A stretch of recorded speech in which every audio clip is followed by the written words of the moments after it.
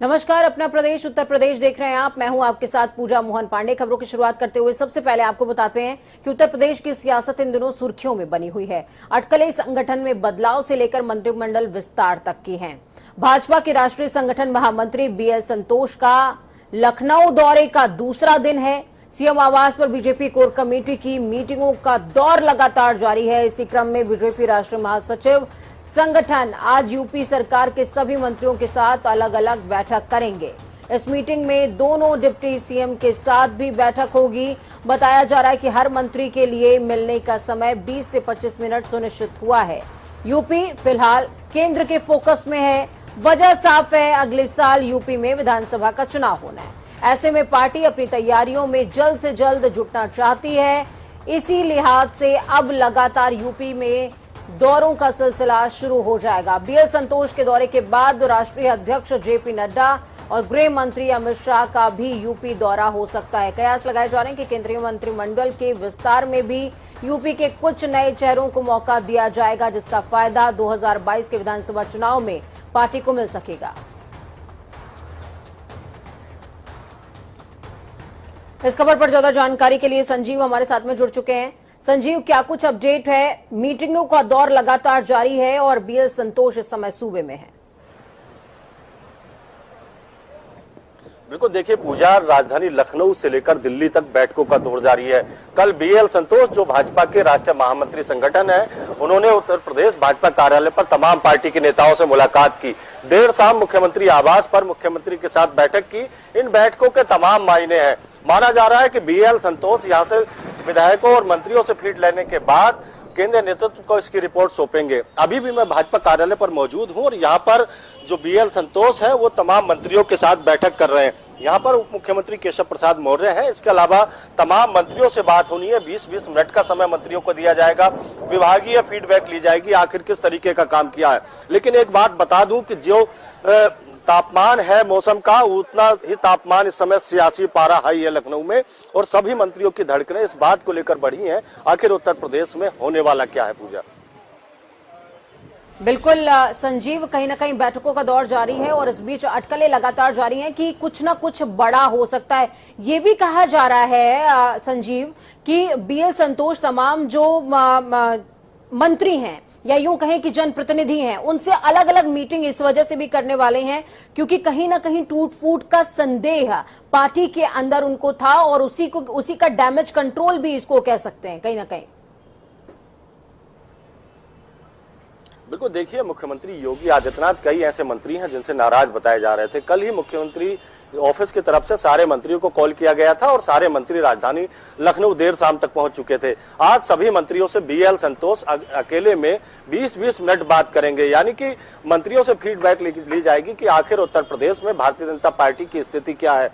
आपको बता दें कि पंचायत चुनाव और कोरोना के बिगड़ते प्रबंधन के बाद भारतीय जनता पार्टी की स्थिति में जरूर कुछ बदलाव हुआ था और यही स्थिति को भांपते हुए केंद्र की जो नेतृत्व है भाजपा का, चाहे प्रधानमंत्री मोदी हो या फिर गृह मंत्री अमित शाह या फिर राष्ट्रीय अध्यक्ष जेपी नड्डा, उन्होंने साफ तौर पर उत्तर प्रदेश में डैमेज कंट्रोल की कवायद शुरू की। और यही वजह है कि इससे पहले बताया तो यह भी जाता है कि राज्यपाल से एक मैसेज मुख्यमंत्री को दिलाया गया था। उसके बाद मुख्यमंत्री योगी आदित्यनाथ उनकी बात को मानने से इनकार कर दिया था। उसके बाद अब बीएल संतोष यहाँ पर पहुंचे हैं, रिपोर्ट देंगे और माना यह भी जा रहा है कि इसके बाद गृह मंत्री अमित शाह और राष्ट्रीय अध्यक्ष जेपी नड्डा राजधानी लखनऊ का दौरा कर सकते हैं। यानी उत्तर प्रदेश में सियासी हालात पूरी तरीके से बदल गए हैं और कहीं ना कहीं उत्तर प्रदेश की सियासी जो गलियारे हैं उसमें यह चर्चा है पूजा कि कुछ बड़ा होने वाला है। बिल्कुल, कुछ बड़ा होने वाला है, इस बात की अटकलें लगातार जारी हैं। बहुत बहुत शुक्रिया संजीव हमारे साथ जुड़ने के लिए, अहम जानकारी ग्राउंड जीरो से साझा करने के लिए। तो बीएल संतोष संगठन मंत्री सूबे के दौरे पर हैं और 3 दिन का शेड्यूल भी आपको हम दिखा रहे हैं। एक मंत्री के साथ 20 से 25 मिनट का बैठक का समय निर्धारित हुआ है बीएल संतोष का। 1 जून को सरकार के मंत्रियों के साथ अलग अलग बैठक, यानी कि आज दोनों डिप्टी सीएम केशव प्रसाद मौर्य और दिनेश शर्मा के साथ भी अलग अलग बैठक करेंगे। वहीं कोरोना संक्रमण काल के दौरान पंचायत चुनाव में मृत सभी शिक्षकों और सरकारी कर्मियों के आश्रितों के हित में योगी आदित्यनाथ सरकार ने बड़ा और अहम फैसला लिया। लंबे समय से चल रहे विवाद का सोमवार को सरकार ने पटाक्षेप कर दिया। पटाक्षेप यानी इसको खत्म कर दिया। इसके लिए योगी आदित्यनाथ सरकार ने चुनाव आयोग की गाइडलाइन में बदलाव करते हुए ड्यूटी पीरियड को 30 दिन माना है, जबकि आमतौर पर इसको 3 दिन ही माना जाता है। उत्तर प्रदेश की योगी आदित्यनाथ सरकार पंचायत चुनाव के दौरान मृत शिक्षक या फिर अन्य सरकारी कर्मियों के परिवारजनों को 30-30 लाख रुपए की आर्थिक सहायता देगी। इस बात का ऐलान पहले ही हो चुका था। मेन खबर क्या है वो समझिए कि ड्यूटी पीरियड को बढ़ाकर 30 दिन कर दिया गया है।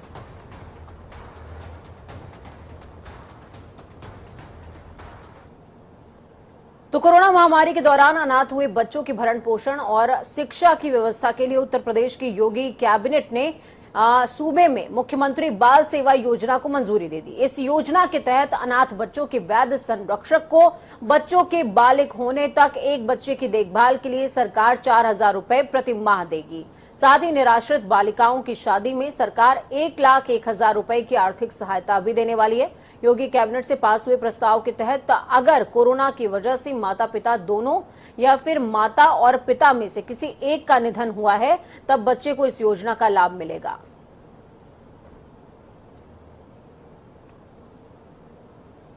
बीते दिनों एथेनॉल प्लांट को लेकर के लगातार विवाद बढ़ता रहा। एथेनॉल प्लांट की स्थापना के लिए सिंगल विंडो प्रणाली आधारित ऑनलाइन पोर्टल संचालित करने के आदेश दिए गए हैं। सीएम योगी ने कहा कि उद्यमियों के आवेदन पर अधिकतम 15 दिन के अंदर निर्णय ले लिया जाना चाहिए, नहीं तो इस स्थिति में डिम्ड स्वीकृति के आधार पर उन्हें प्लांट स्थापना की अनुमति अपने आप मिल जाएगी। इस संबंध में कार्रवाई आगे बढ़ाई जाए। सीएम ने कहा है कि कोविड की तीसरी लहर से बचाव की तैयारी के क्रम में मानव संसाधन का प्रशिक्षण बेहद जरूरी है।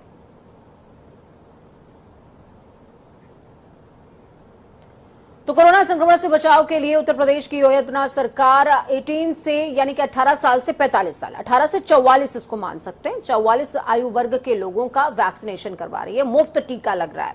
इसी क्रम में सीएम योगी ने पिछले दिनों 4 करोड़ डोज की खरीद के लिए ग्लोबल टेंडर जारी करने का निर्देश दिया था। अब ये टेंडर जारी हो चुका है और इस प्रक्रिया को आगे बढ़ाने के लिए कैबिनेट ने भी सहमति दे दी है। इस पर खर्च होने वाले 800 करोड़ रुपए प्रदेश सरकार खर्च करेगी। आपको बता दें कि कोरोना महामारी से बचाव और इलाज की व्यवस्थाओं का जायजा लेने के लिए बीते करीबन 1 महीने से मुख्यमंत्री योगी आदित्यनाथ प्रदेश का दौरा कर रहे हैं। सीएम सभी 18 मंडलों का दौरा अभी तक कर चुके हैं। इसके बाद वो संगठन की गतिविधियों में भी व्यस्त हैं, जिसके कारण करीबन 1 महीने से ई कैबिनेट बैठक भी नहीं हो सकी है।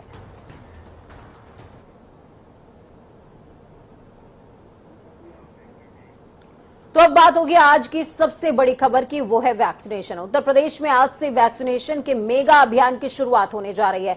लखनऊ में विशेष तौर पर इसके लिए 3 मेगा सेंटर्स बनाए गए हैं, जिनमें 11,000 टीका लगवाने का लक्ष्य रखा गया है। खास बात यह है कि वरिष्ठ नागरिकों को आने जाने के लिए बसों का संचालन भी किया जाएगा। प्रतिदिन इकाना स्टेडियम में 6,000 टीके का लक्ष्य, केडी सिंह बाबू स्टेडियम में 5,000 टीके का लक्ष्य और छोटा इमामबाड़ा में 5,000 टीके का लक्ष्य रखा गया है।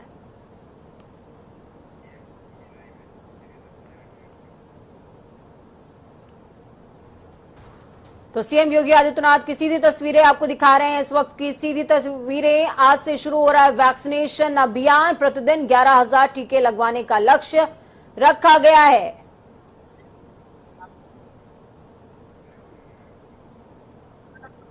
तो CM Yogi Adityanath vaccination centre भी पहुंचे हुए हैं और इस दौरान उन्होंने शुभारंभ भी किया है।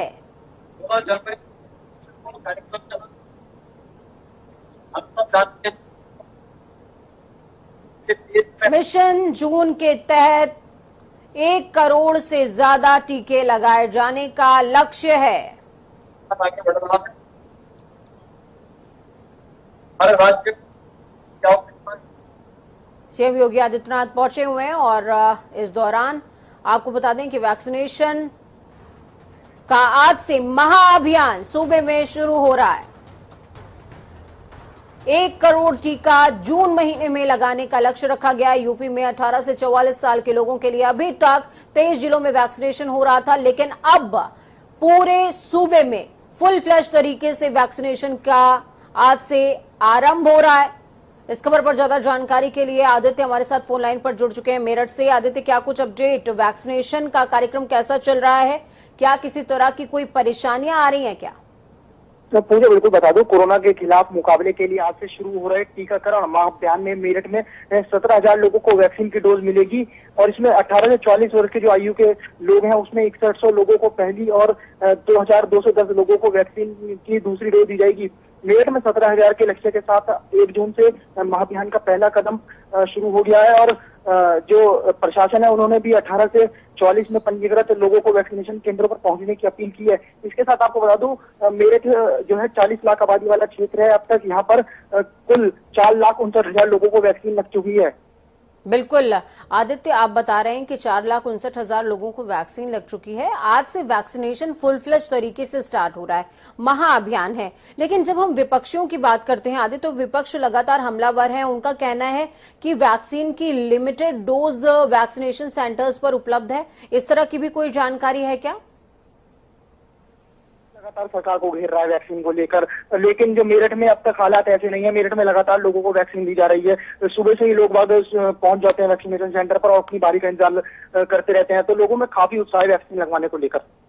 ठीक है, बहुत बहुत शुक्रिया आदित्य हमारे साथ जुड़ने के लिए, अहम जानकारी ग्राउंड जीरो से साझा करने के लिए। तो कोरोना से जंग वैक्सीन के संग राजधानी में वैक्सीनेशन के लिए 3 मेगा वैक्सीनेशन सेंटर बनाए गए हैं। छोटा इमामबाड़ा, केडी सिंह बाबू स्टेडियम और इकाना स्टेडियम में तैयार किया गया है मेगा वैक्सीनेशन सेंटर। हर दिन 11,000 से ज्यादा लोगों के वैक्सीनेशन की तैयारी है। वैक्सीन कैंप तक आने जाने के लिए हर तहसील से बसें चलाई जाएंगी। प्रदेश में वैक्सीनेशन का सबसे बड़ा अभियान जून के महीने में 1 करोड़ से ज्यादा वैक्सीनेशन का लक्ष्य रखा गया है। राज्य में अब तक 1 करोड़ 80 लाख डोज दी जा चुकी है।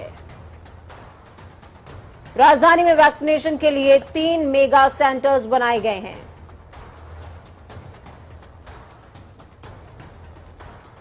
आज से वैक्सीनेशन महाअभियान का आगाज हो रहा है। सूबे के मुख्यमंत्री के साथ साथ तमाम अधिकारी, तमाम लोग इस बात की अपील करते रहे हैं कि वैक्सीनेशन बेहद जरूरी है। जनता टीवी भी आपसे अपील करता है कि वैक्सीनेशन जरूर करवाइए, क्योंकि वैक्सीनेशन ही वो प्राथमिक और अंतिम विकल्प है जिससे आप कोरोना से जंग को जीत सकते हैं।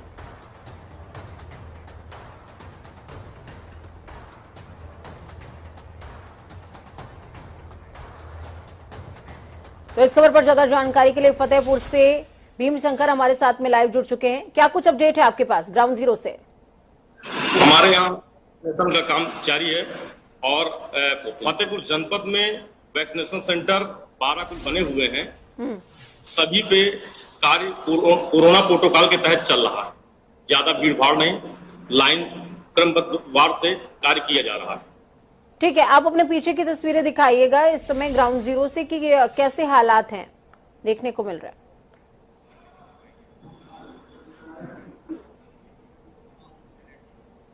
ठीक है, बहुत बहुत शुक्रिया हमारे साथ जुड़ने के लिए, ग्राउंड जीरो से अहम जानकारी साझा करने के लिए। तो मिशन जून के तहत 1 करोड़ से ज्यादा वैक्सीनेशन का लक्ष्य सूबे की सरकार की तरफ से है। और सुनिए सीएम योगी आदित्यनाथ क्या कुछ कह रहे हैं।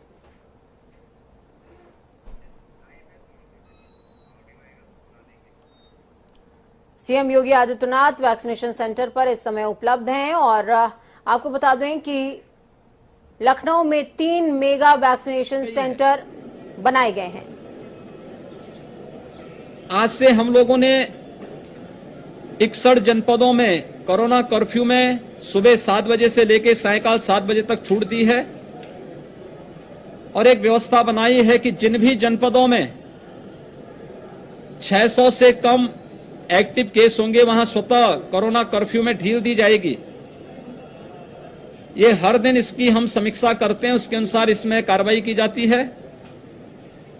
मेरी प्रदेश की जनता से अपील है, एक कोरोना प्रोटोकॉल के लिए जो बिहेवियर तय किया गया है वो उसका पालन जरूर करें। मास्क और 2 गज की दूरी का पालन। दूसरा, हमारी निगरानी और मोहल्ला समितियां गांव-गांव और मोहल्ले जा रही है। टेस्ट कराने से कोई ना भागें, ये सभी टेस्ट फ्री में है। तीसरा, वैक्सीन फ्री में है। 18 से 44 वर्ष की उम्र को राज्य सरकार और 45 वर्ष से अधिक की उम्र को केंद्र सरकार फ्री में वैक्सीन दे रही है, हम वैक्सीन जरूर लें। यह वैक्सीन कोरोना महामारी में एक सुरक्षा कवच का काम करेगा। धन्यवाद। तो सीएम योगी आदित्यनाथ को सुन रहे थे आप। उन्होंने सीधे तौर पर तमाम सूबे के लोगों से अपील करी है कि वैक्सीनेशन बेहद जरूरी है और वैक्सीनेशन फ्री है, वैक्सीनेशन जरूर करवाइए। टेस्ट गवर्नमेंट की तरफ से फ्री किया गया है। हर गली हर मोहल्ले में लोग पहुंचने की कोशिश कर रहे हैं। टीम गठित की गई है, मोहल्ला समिति गठित की गई है जो आपके घर तक पहुंचेगी। आपको क्या करना है, बस डरना नहीं है, टेस्ट जरूर कराना है। खबरों में आगे बढ़ते हैं। उत्तर प्रदेश में मई महीने में कोरोना का संक्रमण काफी तेजी से कम हुआ है। करीबन 2 महीने बाद 1500 से कम मरीज मिले हैं। बीते 24 घंटे में 3,12,000 लोगों की कोरोना संक्रमण की जांच की गई, जिनमें से 1,497 लोग पॉजिटिव मिले हैं। यानी कि जितने लोगों का कोरोना टेस्ट किया गया उनमें से महज 0.5% लोग ही पॉजिटिव निकले हैं। अब रिकवरी रेट बढ़कर 96.06% हो गया है। 24 घंटे में 151 मरीजों ने अपनी जान गंवाई। अब सक्रिय केसेस घटकर 37,044 हो चुके हैं। इन मरीजों में से 20,762 रोगी होम आइसोलेशन में हैं और अपना इलाज भी करवा रहे हैं। तो सूबे में लगातार आंकड़ों में गिरावट देखने को मिल रही है।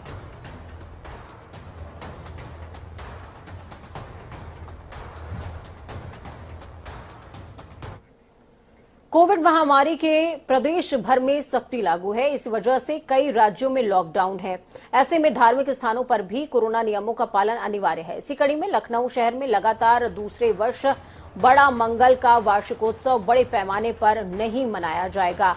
राज्य के हनुमान मंदिरों ने कोविड महामारी और सुरक्षा प्रोटोकॉल की दूसरी लहर को देखते हुए बड़ा मंगल पर उत्सव का आयोजन नहीं करने का फैसला किया है। पिछले साल की तर्ज पर भक्त मंदिरों की पूजा की लाइव स्ट्रीमिंग देख सकेंगे।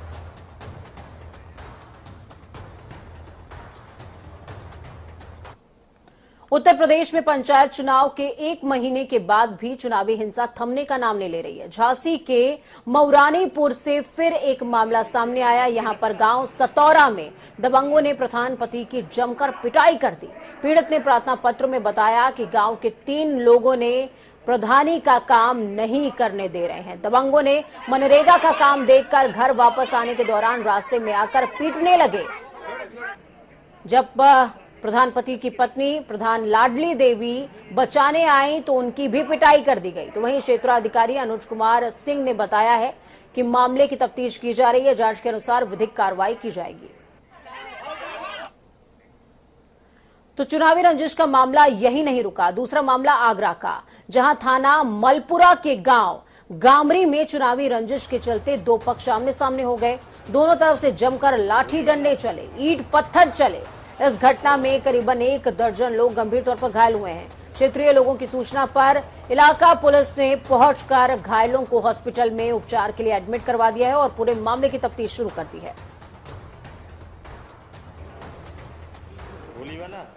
तो बरेली में खनन माफियाओं के हौसले इस कदर बुलंद हैं कि सोमवार को एसडीएम सदर अवैध खनन की सूचना पर कार्रवाई करने पहुंचे। इसी दौरान खनन माफियाओं ने सदर एसडीएम की टीम पर हमला कर दिया। इस घटना में होमगार्ड की गंभीर चोटें आई हैं और हाथ में उनको चोटें आई हैं, घायल हुए हैं। उपचार बरेली के जिला अस्पताल में चल रहा है। मुकदमा दर्ज करते हुए पुलिस ने एक खनन माफिया को गिरफ्तार भी कर लिया।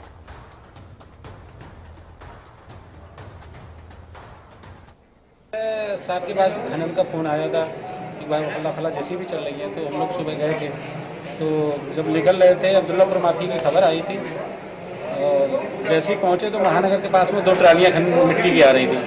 उन्हें पकड़ कर रोलखंड चौकी में बंद कराया। उन्होंने बताया कि रजपुरा माफी के पास जैसी भी चल रही है। कौन लोग हैं जिन्होंने आपके ऊपर हमला किया, आपकी टीम के ऊपर हमला किया? एक नेताजी का नाम ले रहा है। नेताजी की कोई सहगिर्दी है कि हमने जानते नहीं हो, हम नेताजी के आदमी हैं।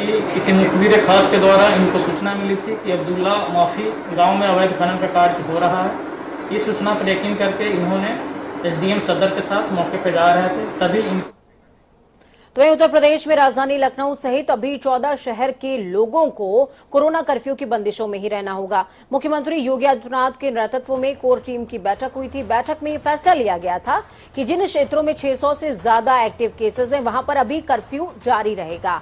इसके साथ ही जिन क्षेत्रों में, जिन जिलों में मामले 600 से कम हैं वहां पर कोरोना कर्फ्यू में ढिलाई दी जाएगी। इसी नियम के तहत अब सूबे में राजधानी लखनऊ सहित 14 जिलों में कोरोना कर्फ्यू जारी रहेगा। इसके साथ ही 61 जिलों को कोरोना कर्फ्यू में कुछ ढील दी गई है। इन क्षेत्रों में अब नाइट कर्फ्यू और वीकेंड लॉकडाउन की शर्त के साथ पालना होगी। 5 दिन सुबह 7 बजे से शाम को 7 बजे तक बाजार खोलने की छूट दी गई है। लखनऊ के साथ अन्य शहरों में कोरोना वायरस का संक्रमण तेजी से फैल रहा है। इसी को देखते हुए कोरोना कर्फ्यू में ढील नहीं दी गई है। वक्त यहाँ पर छोटे से ब्रेक का। ब्रेक के उस पार खबरों का सफर लगातार जारी रहेगा। बने रहिए जनता टीवी के साथ, क्योंकि हमें आपकी ताकत, अपना और अपनों का बहुत ज्यादा ख्याल रखिए।